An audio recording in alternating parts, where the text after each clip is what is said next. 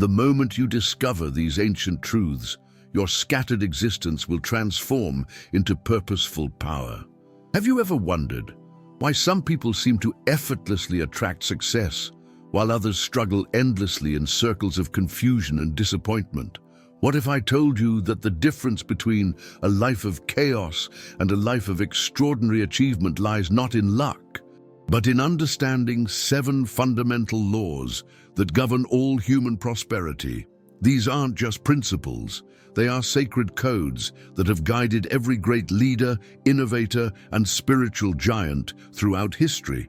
Today, you're about to discover why your life feels fragmented and how to rebuild it according to divine design.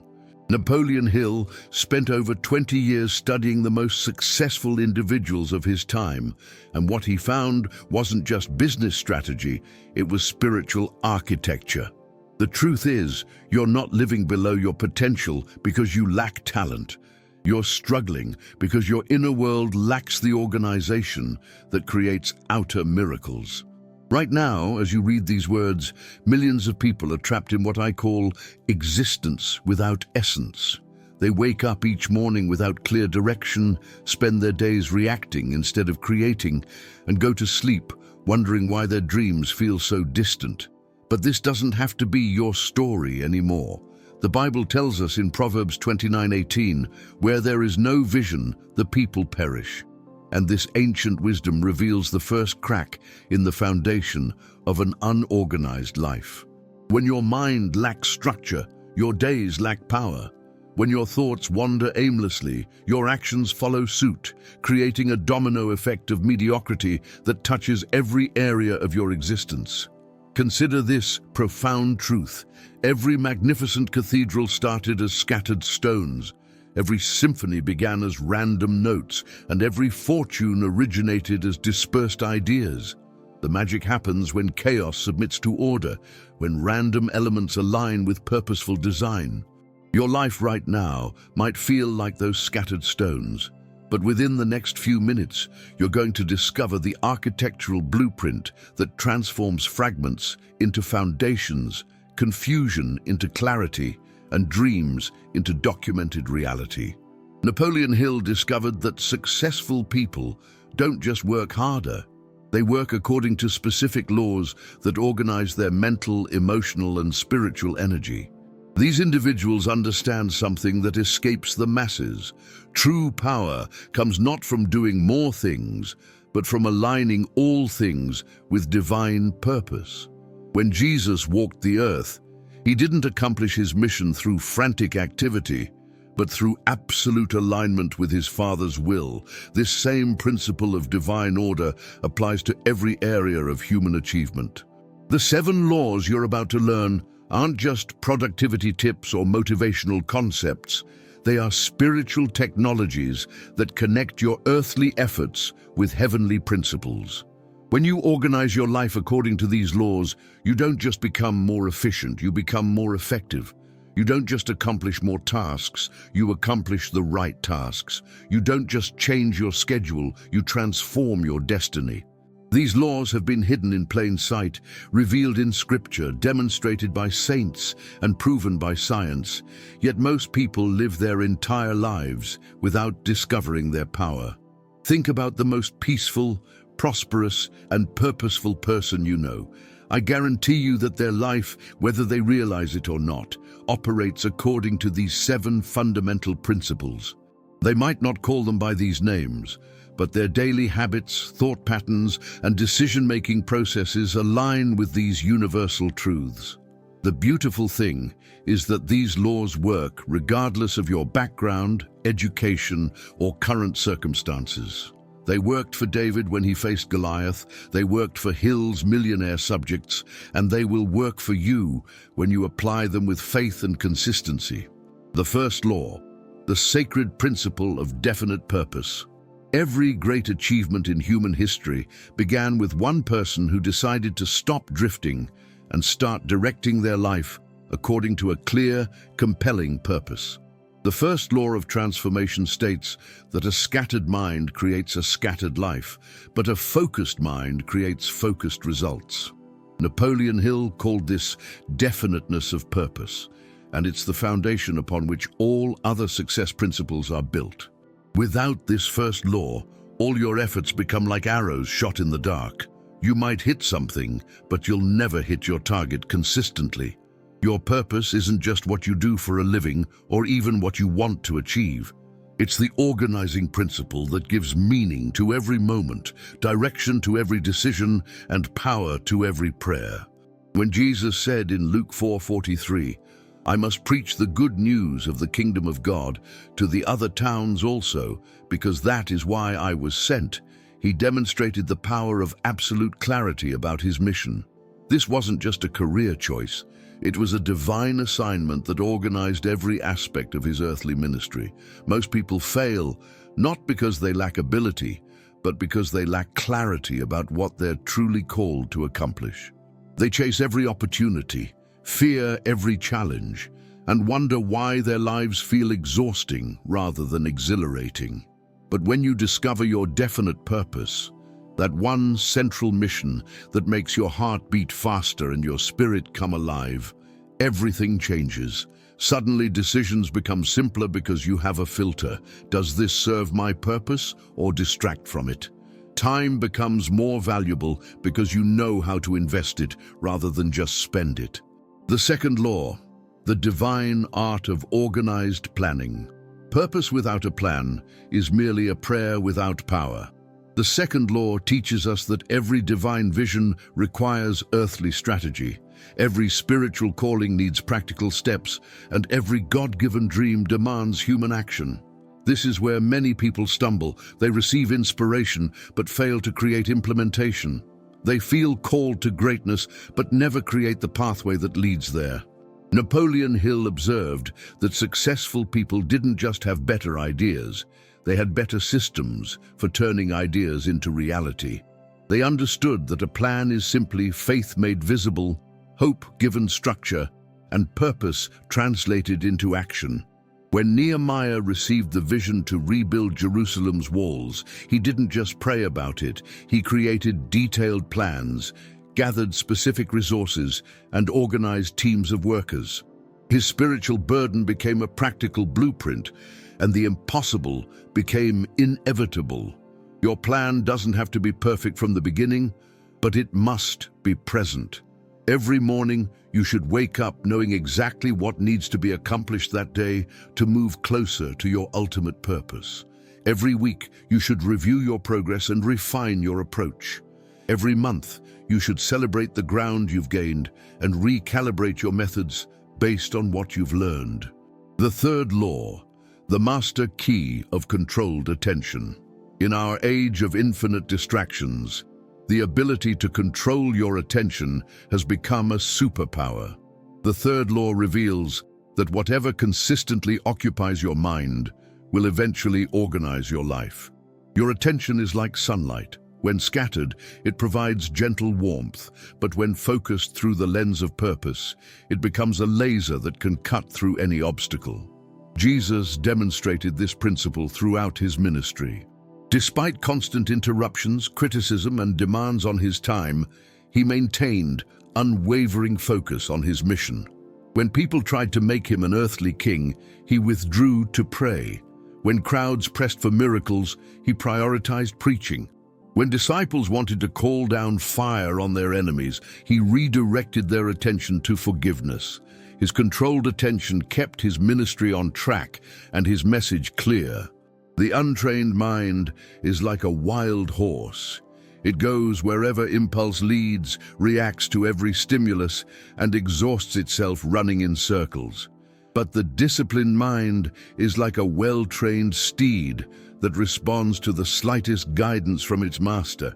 When you learn to direct your attention deliberately, rather than letting it be hijacked by circumstances, you gain the power to create your reality rather than simply react to it. Listen, friend, if you've made it this far, I can sense something stirring in your spirit. You're not here by accident. You're here because deep down, you know you were created for something greater than the life you're currently living. This message found you because your heart is ready for transformation. I want you to know that sharing this journey with you fills my heart with such joy, because I remember what it felt like to discover these truths for the first time. The excitement, the hope, the sudden realization that change is actually possible. I can feel it radiating through these words as you read them. If this message is resonating with your soul, would you help me share it with others who are struggling to find their way? There are millions of people out there who feel lost, overwhelmed, and disconnected from their true purpose. And together, we can be the voice that calls them home to themselves. Hit that subscribe button, not just to follow along, but to become part of a community that believes in transformation, supports each other's growth, and celebrates every victory, no matter how small. And please, share your story in the comments below. Tell me what spoke to your heart today, what you're committing to change, or what questions you have about applying these laws. Your vulnerability encourages others to be brave, and your questions help me create content that serves your deepest needs. We're in this together, and your participation makes this community stronger. The fourth law, the rhythm of divine discipline. There's something magical that happens when chaos bows to consistency, when random actions surrender to rhythmic patterns, and when scattered efforts align with sacred routine. The fourth law reveals that discipline isn't punishment. It's partnership with the divine order that governs all creation. Look around you. The sun rises and sets with perfect consistency. The seasons change in their appointed time. The tides ebb and flow according to celestial rhythms. Everything in creation follows divine patterns, and when your life aligns with this same principle of ordered repetition, you tap into the creative power of the universe itself.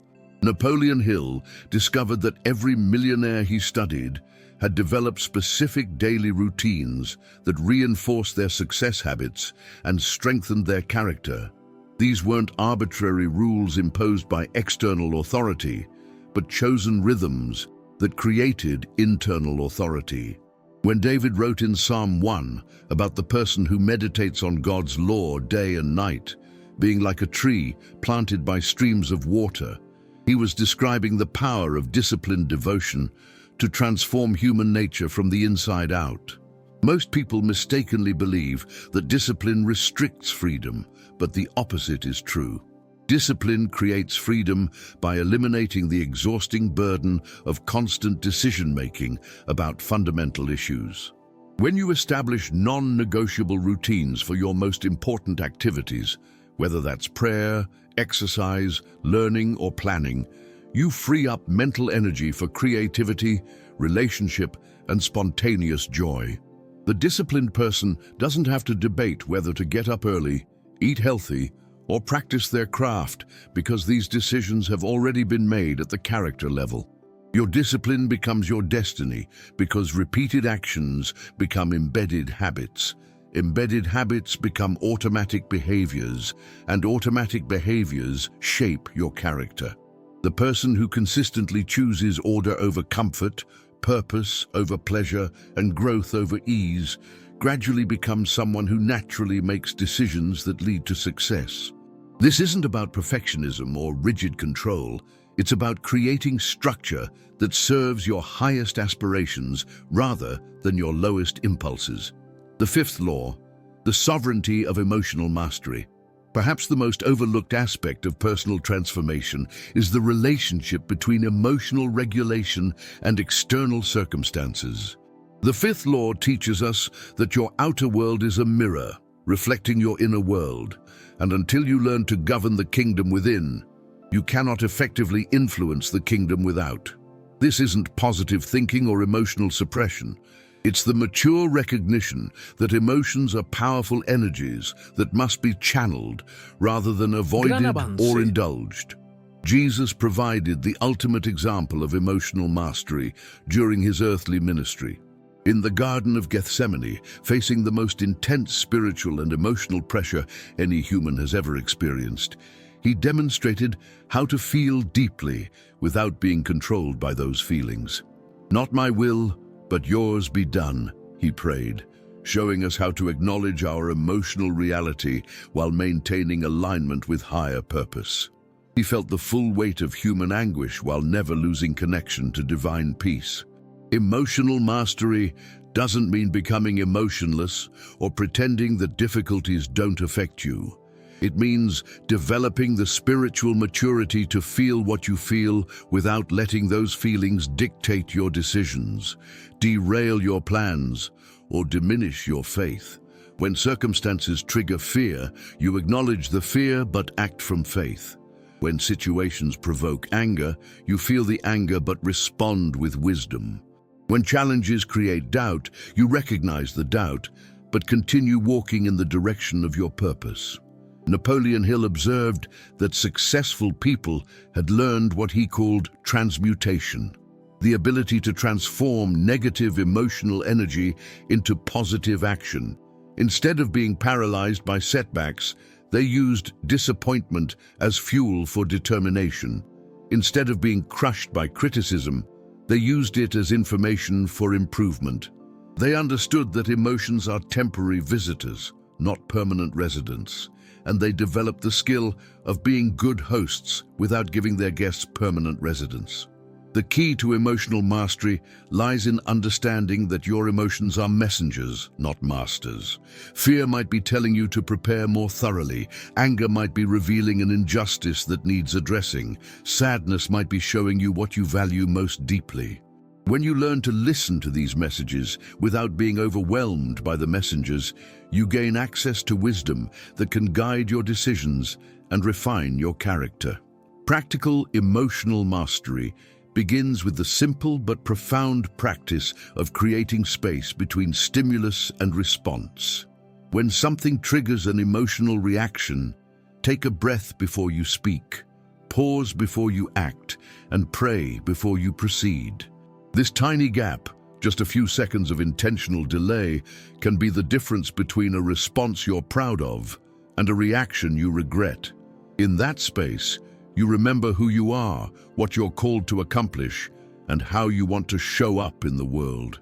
The sixth law, the circulation of divine abundance.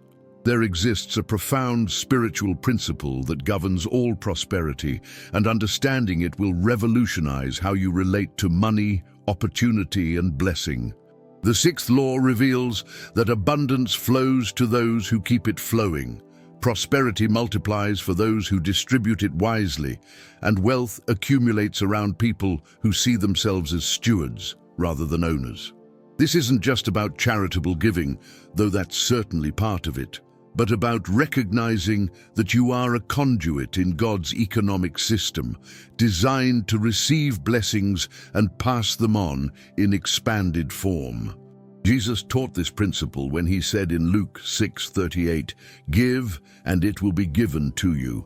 A good measure, pressed down, shaken together, and running over, will be poured into your lap." This isn't transactional thinking where you give to get, but transformational wisdom, where giving changes you into the kind of person who naturally attracts blessing. When you hold your resources, talents, and opportunities with open hands, you create space for greater gifts to be entrusted to your care. Napoleon Hill discovered that every wealthy person he studied had mastered what he called the habit of going the extra mile, consistently delivering more value than they were paid for, serving beyond expectations, and contributing beyond requirements. They understood that the universe operates on a principle of increase, and those who participate in that increase by adding value to everything they touch inevitably find their own value multiplying in return. This law operates at every level of life. When you give your best effort to your current job, even if it's not your dream job, you develop skills and reputation that open doors to better opportunities. When you invest in other people's growth and success, you create a network of allies who will support your own advancement. When you use your talents to solve problems and meet needs, you create streams of income that reflect the value you contribute to the world. The key is to begin where you are with what you have. You don't need to wait until you're wealthy to start being generous, or until you're successful to start serving others. Start by giving excellent work for average pay, providing premium service at standard prices, and offering encouragement and support without expectation of return. These small acts of abundance consciousness create the character and reputation that attract abundant opportunities. The seventh law, the wisdom of continuous growth. The final law might be the most important because it ensures that all the others continue working throughout your entire life. The seventh law teaches us that growth is not an event, but a lifestyle. Learning is not a phase, but a practice. And wisdom is not a destination, but a journey that deepens with each step. Without this principle, even the most successful people eventually plateau, stagnate, and lose their edge. The Bible tells us in Proverbs 27:17 that as iron sharpens iron, so one person sharpens another, revealing that growth happens through relationship, challenge, and the constant refinement of our character and capabilities. Every day presents opportunities to become wiser, more skilled, more compassionate, or more effective, but only if we approach each experience as a classroom rather than simply enduring it as an obligation. Napoleon Hill emphasized that successful people were not necessarily more intelligent than others, but they were more committed to continuous learning and adaptation. They read books, sought mentors, studied their failures as thoroughly as their successes, and remained curious about ways to improve their methods and expand their impact. They understood that what got them to one level of success wouldn't necessarily take them to the next level. They needed to keep growing, to keep climbing. This law requires both humility and hope. Humility to acknowledge that you don't know everything and can always improve, and hope to believe that growth is always possible regardless of your age, background, or current circumstances. Every mistake becomes a lesson, every challenge becomes a chance to develop strength, and every interaction becomes an opportunity to practice wisdom. The practice of continuous growth includes several key elements: daily reflection on what you learned and how you can apply it, regular study of books and materials that challenge your thinking, honest evaluation of your strengths and weaknesses, and the courage to step outside your comfort zone regularly.